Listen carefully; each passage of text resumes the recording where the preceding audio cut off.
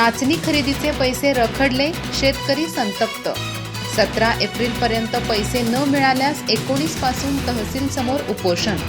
कृषी माल विक्रीला 3 महिने उलटूनही शेतकऱ्यांच्या खात्यात रक्कम नाही। महाराष्ट्र शासनाच्या आधारभूत हमी दर खरेदी योजनेत जानेवारी महिन्यात विक्री केलेल्या नाचणीचे पैसे अजूनही मिळालेले नाहीत। यामुळे चंदगड तालुक्यातील हाजगोळी येथील शेतकरी गणपती कनगुटकर यांच्यासह अनेक शेतकरी संतप्त झाले असून 17 एप्रिलपर्यंत पैसे न मिळाल्यास शनिवारी 19 एप्रिलपासून चंदगड तहसीलदार कार्यालयासमोर बेमुदत उपोषण सुरू करण्याचा इशारा त्यांनी दिलाय।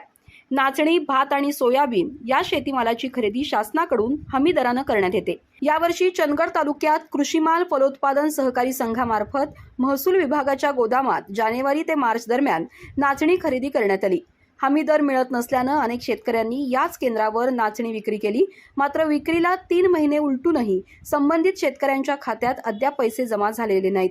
गणपती कनगुटकर यांनी सांगितलं की शेतकरी आर्थिक अडचणीतून सावरण्यासाठी शेतीमाल विक्री करतो, मात्र विक्री करूनही वेळेवर पैसे न मिळाल्यास त्याची अडचण आणखी वाढते। या संदर्भात आम्ही अनेकदा संबंधित अधिकारी आणि लोकप्रतिनिधींशी संपर्क साधला, मात्र समाधानकारक उत्तर मिळालं नाही।